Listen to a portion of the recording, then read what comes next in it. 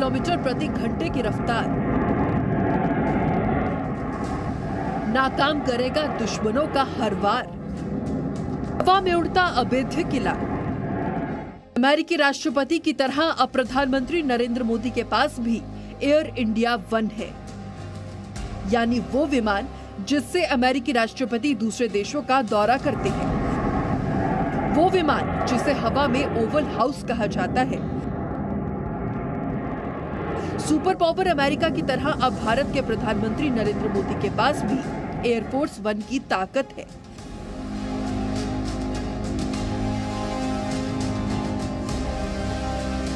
America के राष्ट्रपति की एयरफोर्स वन जैसी क्षमताओं से लैस इस विमान में कई खूबियां हैं। इस विमान का इस्तेमाल प्रधानमंत्री के अलावा राष्ट्रपति और उपराष्ट्रपति भी करते हैं। प्रधानमंत्री नरेंद्र मोदी अब तक अपने विदेश दौरे के लिए एयर इंडिया कॉल साइन से बोइंग 747 का इस्तेमाल करते आए हैं, लेकिन अब पीएम मोदी एयरफोर्स वन से यात्रा करते हैं जो हर खतरे से सुरक्षित है। इस विमान का अपना खुद का मिसाइल डिफेंस सिस्टम है। साथ ही ये विमान सेल्फ प्रोटेक्शन स्वीट्स और अत्याधुनिक कम्युनिकेशन सिस्टम से लैस है। इसका संचालन भारतीय वायुसेना करती है। इस विमान को एयरफोर्स से पायलट उड़ाते हैं। बेहद सेफ इस जहाज के अगले हिस्से में जैमर लगा है जो दुश्मन के रडार सिग्नल को जाम कर देता है। इस पर मिसाइल हमले का भी असर नहीं होता। सूत्रों के मुताबिक इस विमान की हवा में ही ईंधन भरने की क्षमता है। साथ ही ये विमान एक बार में भारत से अमेरिका तक की दूरी के बीच उड़ान भर सकेगा। एयर इंडिया वन सुरक्षा के मामले में अमेरिका के एयरफोर्स वन को टक्कर देते हैं। ब्यूरो रिपोर्ट, जी मीडिया। और इससे पहले प्रधानमंत्री जब भी अमेरिकी दौरे पर जाते थे तो विमान में तेल भरने के लिए अक्सर फ्रैंकफर्ट हवाई अड्डे पर रोका जाता था विमान को। और इस बार जब विमान ने उड़ान भरी और पाकिस्तानी एयर स्पेस का इस्तेमाल करते हुए अफगानिस्तान के हवाई क्षेत्र से बचते हुए अमेरिका के लिए रवाना हुए। ऐसा दूसरी बार है जब एयर इंडिया वन विमान से पीएम मोदी ने यात्रा की है। उससे पहले वो बांग्लादेश की यात्रा पर गए थे। तो आपको हम मैप के जरिए समझा रहे हैं जिस तरीके से अपने आप में यह पहला मौका है। इससे पहले जब भी अमेरिकी दौरे पर पीएम गए विमान में तेल भरने के लिए अक्सर फ्रैंकफर्ट हवाई अड्डे पर रोका गया था विमान को। और इस बार ऐसा नहीं हुआ। आपको बताएं, इस बार विमान ने उड़ान भरी और पाकिस्तानी एयर स्पेस का इस्तेमाल करते हुए अफगानिस्तान के हवाई क्षेत्र से बचा गया और अमेरिका के लिए रवाना हुए। दूसरी बार ऐसा हुआ जब एयर इंडिया वन विमान से पीएम मोदी ने यात्रा तय की और इससे पहले वो बांग्लादेश की यात्रा पर रहे थे। तो 13 घंटे का सफर तय किया बगैर रुके हुए।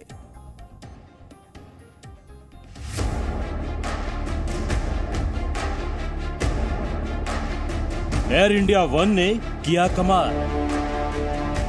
आसमान में अभेद्य राष्ट्रपति भवन पहुंचा अमेरिका। वो विमान जिसे ना कोई मिसाइल छू सकती है, जो हवा में बना वो बंकर है जिस पर न्यूक्लियर अटैक का भी कोई असर नहीं हो सकता, जो दुनिया में कभी भी कहीं भी संपर्क स्थापित कर सकता है। भारत के इस एयरफोर्स वन ने दिल्ली से उड़ान भरी और पीएम मोदी को करीब 13 घंटे में नॉन स्टॉप अमेरिका पहुंचा दिया। अमेरिका के बेहद अहम दौरे पर पहुंचे प्रधानमंत्री नरेंद्र मोदी ने इस यात्रा के जरिए दशकों से चली आ रही परंपरा को तोड़ दिया है।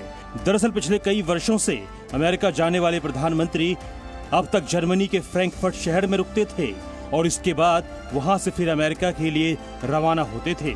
इस बार ऐसा नहीं हुआ और पीएम मोदी बिना रुके ही सीधे अमेरिका पहुंच गए। करीब 13 घंटे लंबी इस यात्रा को बिना रुके पूरा करने का श्रेय पीएम मोदी के super plane Air India One को जाता है, जिसे हाल ही में शामिल किया गया है। इससे पहले प्रधानमंत्री जब भी अमेरिका दौरे पर जाते थे तो विमान में तेल भरने के लिए अक्सर फ्रैंकफर्ट हवाई अड्डे पर रोका जाता था। इस बार जब विमान ने उड़ान भरी और पाकिस्तानी एयर स्पेस का इस्तेमाल करते हुए अफगानिस्तान के हवाई क्षेत्र से बचते हुए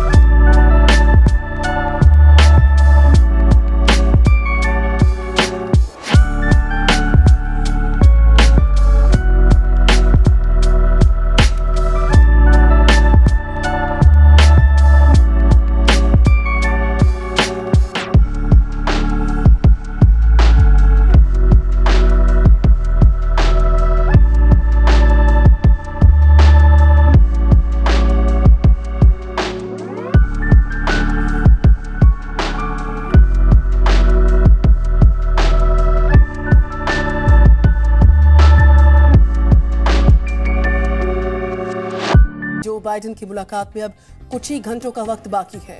जो बाइडेन के राष्ट्रपति बनने के बाद फेस टू फेस दोनों नेताओं की ये पहली मुलाकात होने वाली है। और इस मुलाकात के मायने दरअसल क्या है, इस रिपोर्ट में देखिए।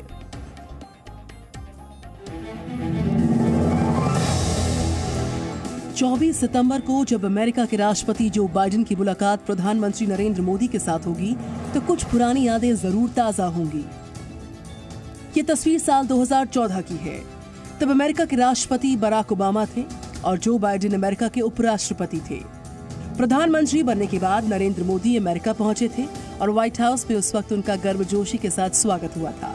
लेकिन आज अमेरिका के लिए परिस्थितियां भी बदली हैं और बाइडेन का ओहदा भी बदला है। अब बाइडेन अमेरिका के उपराष्ट्रपति नहीं, राष्ट्रपति हैं और अफगानिस्तान से अमेरिकी सेना की वापसी के बाद वो लगातार आलोचनाओं के घेरे में हैं।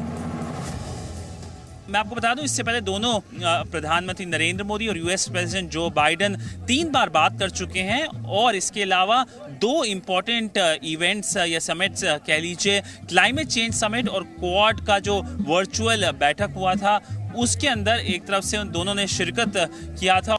अब सवाल ये है कि जब प्रधानमंत्री नरेंद्र मोदी और जो बाइडेन की मुलाकात होगी तो क्या बात होगी। जानकारों के मुताबिक जिन 5 बड़े मुद्दों पर दोनों नेताओं के बीच चर्चा हो सकती है उनमें से एक है आतंकवाद के खिलाफ रणनीति, दूसरा चीन के विस्तारवाद पर लगाम, तीसरा कोरोना संकट का मिलकर समाधान और चौथा जलवायु परिवर्तन और 5वां मुद्दा है तकनीकी शिक्षा पर सहयोग। इनमें से 2 सबसे बड़े मुद्दे हैं आतंकवाद और चीन के, क्योंकि अफगानिस्तान में आतंकवादी संगठन तालिबान के कब्जे के बाद भारत की चिंता बढ़ती जा रही है।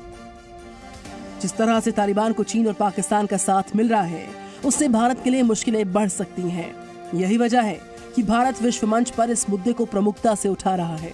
अमेरिका के हडसन इंस्टीट्यूट की सीनियर रिसर्चर अपर्णा पांडे के अनुसार अमेरिका की विदेश नीति में भारत की जगह काफी अहम है। भारत के प्रधानमंत्री का यहाँ आना उस रेलेवेंस में कितना इम्पोर्टेंट मानते हैं आप? अफगानिस्तान से लेकर चाइना के बारे में, यूरोप से लेकर के आर्थिक वाणिज्य की बातों के बारे, हर बात के बारे में, हर जो डायमेंशन है अमेरिका का फॉरेन पॉलिसी का, उसमें भारत है। चाहे वो इंडो पैसिफिक हो, चाहे वो अफगानिस्तान और मिडिल ईस्ट और सेंट्रल एशिया हो, चाहे वो चाइना हो। संयुक्त राष्ट्र की जनरल असेंबली में जब जो बाइडेन ने बतौर राष्ट्रपति पहली बार भाषण दिया तो उन्होंने आतंकवाद का भी जिक्र किया। We know the bitter sting of terrorism is real. We've almost all experienced it. Last month, we lost 13 American heroes and almost 200 innocent Afghan civilians in a heinous terrorist attack at the Kabul airport.